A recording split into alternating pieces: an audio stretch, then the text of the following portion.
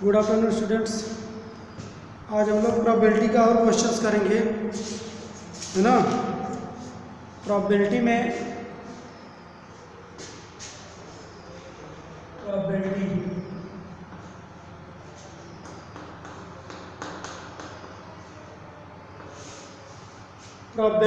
होता है, प्रोबेबिलिटी होता है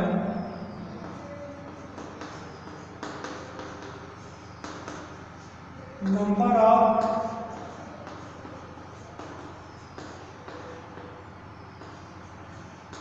favourable outcome upon total number of outcome, total number of outcome. ठीक,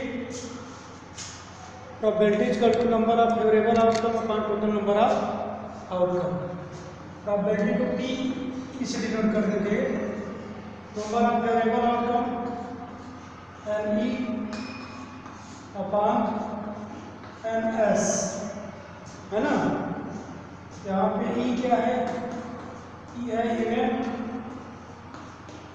और एस है सैंपल स्पेस, सैंपल स्पेस। अभी हम बताएंगे इवेंट क्या होता है और सैंपल स्पेस क्या होता है। ठीक है, देखिए इसमें कई वर्ड्स हैं, जैसे एक्सपेरिमेंट है, रैंडम एक्सपेरिमेंट है ना। एक्सपेरिमेंट का मतलब ये होता है देखिए एक्सपेरिमेंट और रैंडम एक्सपेरिमेंट में डिफरेंस क्या है। एक्सपेरिमेंट जो होता है उसका आपको रिजल्ट पता होता है।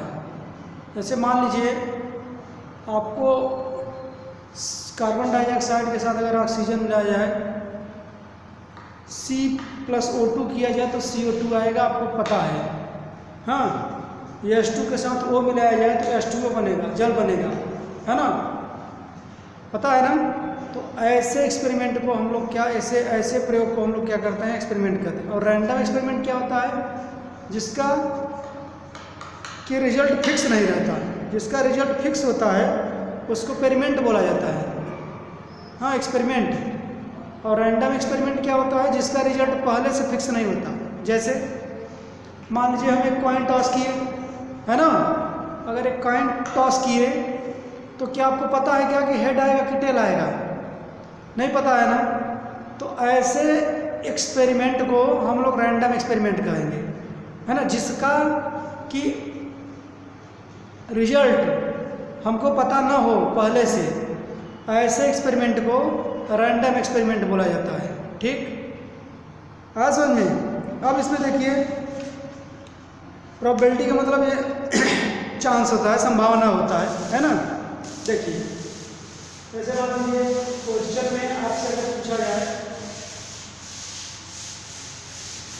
इस तरह से, अगर एक कॉइन को टॉस किया गया, ठीक, एक कॉइन टॉस किया गया तो आपसे पूछा जाए कि हेड आएगा कि टेल, तो आप क्या फिक्स बता पाएंगे, नहीं बता पाएंगे। तो लेकिन ये पता है कि या तो हेड आएगा या तो टेल। तो जो एस होता है सैंपल स्पेस, उसमें जितने भी पॉसिबल आउटकम होते हैं सबको लिख दिया जाता है। जैसे देखिए क्वेश्चन देखिए, अ coin is toss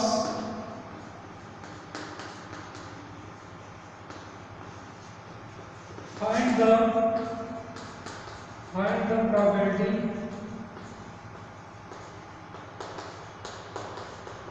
the probability of getting first head आने की प्रोबेबिलिटी बताइए और टेल आने की प्रोबेबिलिटी बताइए। ठीक, तो सबसे पहले हम लोग इसमें सॉल्यूशन में सबसे पहले क्या करेंगे, एस लिखेंगे। एस में सैंपल स्पेस होता है ना। तो अगर एक कॉइन को टॉस किया जाए तो क्या क्या पॉसिबिलिटी हो सकती है, क्या क्या आ सकता है, या तो हेड आएगा या तो टेल आएगा, यही आएगा ना। पहला हेड आने की प्रोबेबिलिटी, ये कितने हैं, 2 हैं, उसको 2 लिख लीजिए और इसको NS से डिवाइड कर दीजिए। NS 2 आ जाएगा। अब एन ई में क्या लिखते हैं जो आपसे क्वेश्चन पूछा जाता है, ठीक। एन ई के में क्या लिखते हैं, एन ई स्क्वायर को लिखते हैं जो आपसे क्वेश्चन पूछा जाता है, ठीक।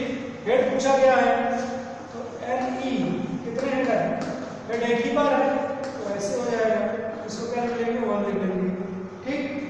अब पी ई स्क्वायर होता है N E upon N S, N E मतलब 1/1 और एन एस मतलब 2, तो हेड आने की प्रोबेबिलिटी क्या हो जाएगी 1/2। इसी तरह ये सैंपल स्पेस जो एस है वो फिक्स हो जाता है ना, वो सबके लिए वही रहता है, लेकिन ये जो टी ई है ना वो प्रोबेबिलिटी है, ये एन ई हमेशा चेंज होता रहता है।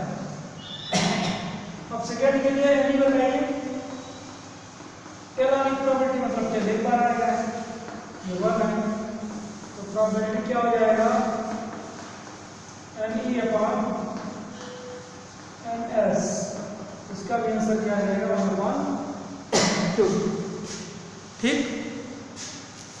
इस तरह से डाइस का भी क्वेश्चन आता है, जैसे देखिए जैसे आपको पूछा जाए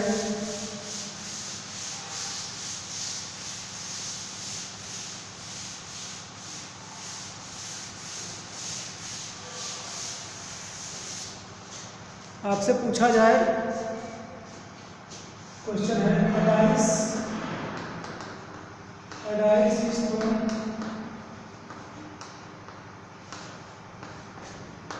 फाइंड द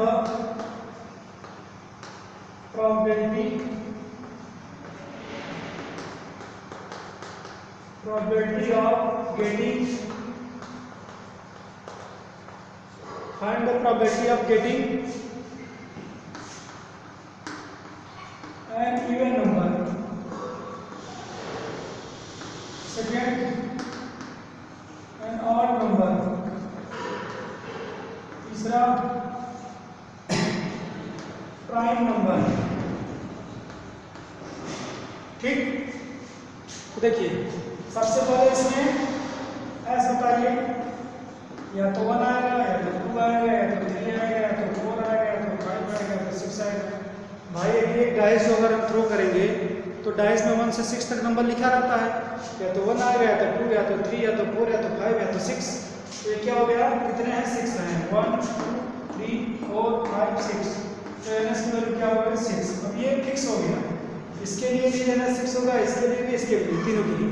अब पहला एनी आपसे क्या पूछा गया है, इवन नंबर। अब इसमें देखिए इवन नंबर कौन कौन से हैं, 2 है 4 है 6 है, तो 2 4 6 कितने हैं 3 हैं, तो पी क्या हो जाएगा एन ई अपॉन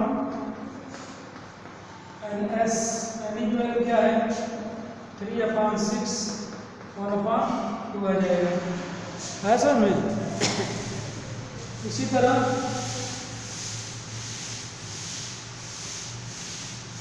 सेकेंड आपसे पूछा गया है ऑड नंबर, एन एस तो फिक्स रहेगा 6 हो जाएगा, एन ई को बार बार चेंज होता है। ऑड नंबर क्या आएगा 1 आएगा 3 आएगा और 5 आएगा, तो कितने हैं 3 हैं। यहाँ से पी क्या जाएगा बताइए, N E upon N S 3/6 1/2 ये भी आ जाएगा। उसके बाद तीसरे में क्या होगा प्राइम नंबर,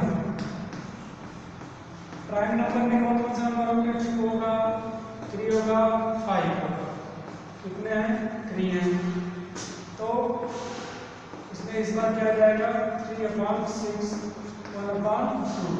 ऐसे नंबर को प्राइम नंबर कहते हैं जो क्या हो 1 से बड़ा हो और जो खुद से कटे या 1 से कटे, 1 से बड़ा हो खुद से कटे या 1 से कटे, तो ऐसे नंबर को हम लोग क्या कहते हैं प्राइम नंबर कहते हैं। तो देखिए 2 है, पहला प्राइम नंबर 2 होता है, फिर 3 है, फिर 5 है, कितने हैं 1 2 3 3 लिख दिए, ईच कर 2 होता है, N E upon N S 3/6 cancel कर दिए। आज आप लोग का चैप्टर ये फिनिश हो गया, ठीक है। ओके, आज के लिए इतना ही।